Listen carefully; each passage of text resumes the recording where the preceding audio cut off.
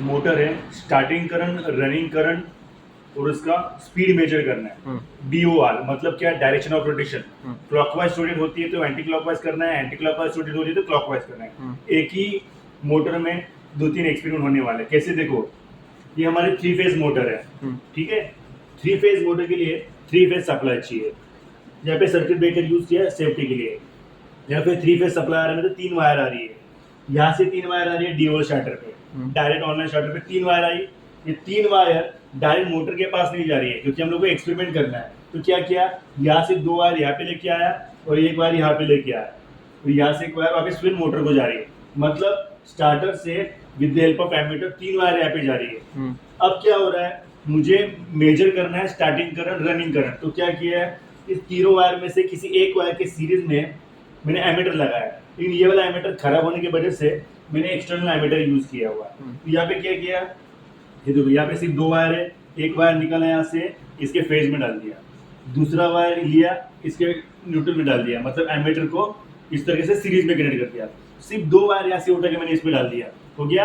अब इसमें क्या होगा, starting current, running current measure होगा।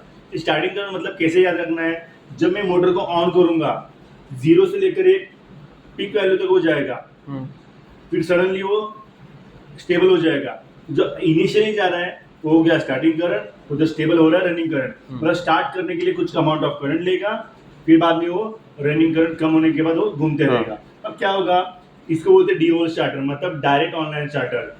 रेड मतलब ऑफ, ग्रीन मतलब ऑन। अब जब मैं प्रेस करूंगा तो मोटर चालू हो जाएगी, लेकिन जब मैं प्रेस करूंगा तो मेरा ध्यान यहाँ पे होना चाहिए। तो कैसे ध्यान लेना है, एमीटर को देखना है, ठीक है। मैं अभी स्टार्ट कर रहा हूँ, ध्यान से यहाँ पे देखो, मीटर के पास देखो ध्यान से। हाँ, मीटर के पास कैसे देखोगे, ध्यान से देखो। अभी मैं मोटर को ऑन कर रहा हूँ, कैसे ऑन कर रहा हूँ, मैं ग्रीन को प्रेस कर रहा हूँ, वहाँ पे प्रेस, देखो ये अभी यहाँ पे गया, पहला स्टार्टिंग करंट ऊपर तक गया था, मतलब 2.2 तक गया था। बाद में अभी वो स्टेबल हो गया, मतलब रनिंग करंट पे है, मतलब 2.2 क्या हो गया, स्टार्टिंग करंट, और 1.8 क्या हो गया, रनिंग करंट। तो इस तरीके से क्या होगा, ये काम करती है।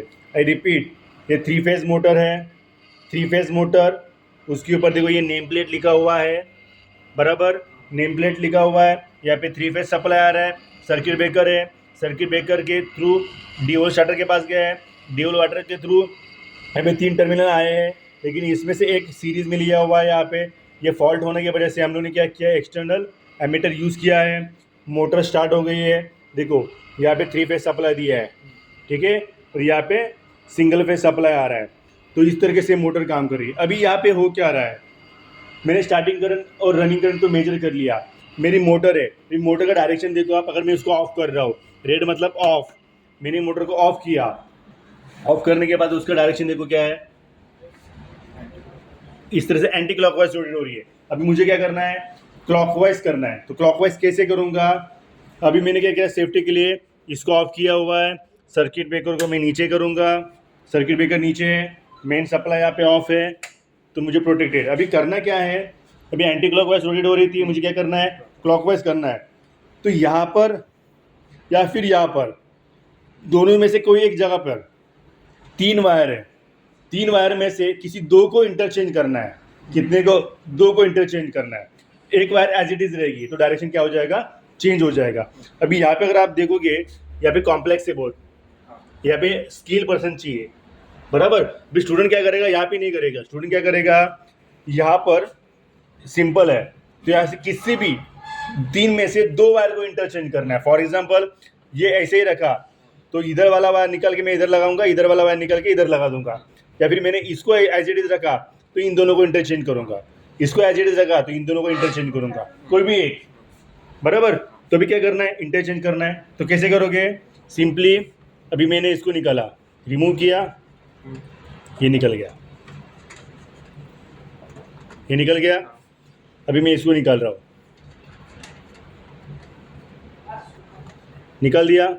अब क्या करूँगा मैं, इसको मैंने यहाँ से निकाला है तो मैं यहाँ पे डालूंगा, बराबर।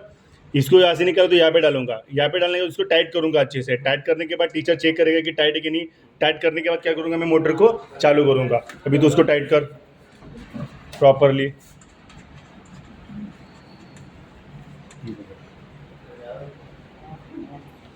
हाथ दिला मुझे, देखो भी ऐसा है, इसको प्रॉपरली टाइट किया, यहाँ से इसको ऐसे लिया, प्रॉपरली टाइट किया, ये हो गया टाइट, ये हो गया टाइट, ये हो गया टाइट, ये भी टाइट है, कहाँ पे ज्वाइन नहीं हो रहा है बराबर। अब क्या करना है, डायरेक्शन चेंज होगा। अभी देखो मैंने इसको सप्लाई को ऑन किया, यहाँ पे सर्किट ब्रेकर ऊपर किया, सर्किट ब्रेकर ऊपर करने के बाद सप्लाई आ रहा है, रेड मतलब ऑफ, ग्रीन मतलब ऑन। स्टार्टिंग करंट और रनिंग करंट चेंज नहीं होगा, वही रहेगा क्योंकि मोटर वही है, ठीक है। तो चालू किया, देखो इसका क्या था, एंटी क्लॉकवाइज से क्लॉकवाइज हो जाएगी, हुआ क्लॉकवाइज, फिर क्लॉकवाइज हुआ, एंटी क्लॉकवाइज हुआ। मतलब क्या है, डायरेक्शन ऑफ रोटेशन इस तरीके से चेंज किया जाता है।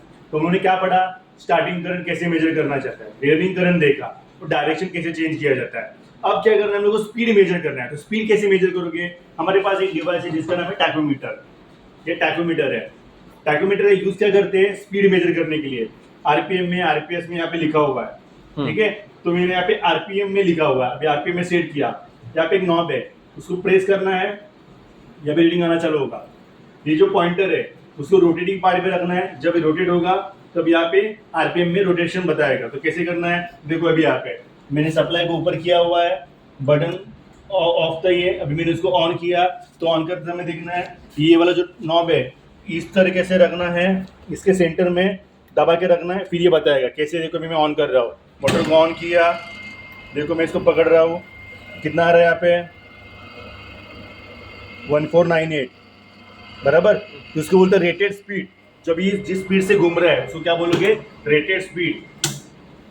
सिंक्रोनस स्पीड मतलब क्या, जो मेरे स्टेटर में मैग्नेटिक फील्ड का रोटेशन है, आई रिपीट, स्टेटर में मैग्नेटिक फील्ड का जो रोटेशन स्पीड है उसको क्या बोलोगे, सिंक्रोनस स्पीड। सिंक्रोनस स्पीड जो होता है वो अंदर होता है, और ये जो है रेटेड स्पीड वो बाहर दिख रहा है। सिंक्रोनस स्पीड हमेशा ज़्यादा होता है रेटेड स्पीड से। इस मोटर का सिंक्रोनस स्पीड है 1500 आरपीएम, 1500 अभी, और इसका रेटेड स्पीड कितना था 1498, उससे कम है, मतलब 2 का डिफरेंस है बराबर। तो हम लोग के पास जो फॉर्मूला है परसेंटेज स्लिप, परसेंटेज स्लिप का फॉर्मूला क्या है, synchronous speed minus rated speed divide by synchronous speed into 100। अगर आप इस फॉर्मूले में वैल्यू डालोगे, सॉल्व करोगे तो आपको परसेंटेज स्लिप मिलेगा। और हर मोटर के 3 फेज मोटर में परसेंटेज स्लिप होना जरूरी है, जितना परसेंटेज स्पीड रहेगा वो इस तरह से वो घूमेगा। सिंक्रोनस स्पीड और रेटेड स्पीड कभी भी यहाँ पे सेम नहीं होगा 3 फेज मोटर में। समझ में आया?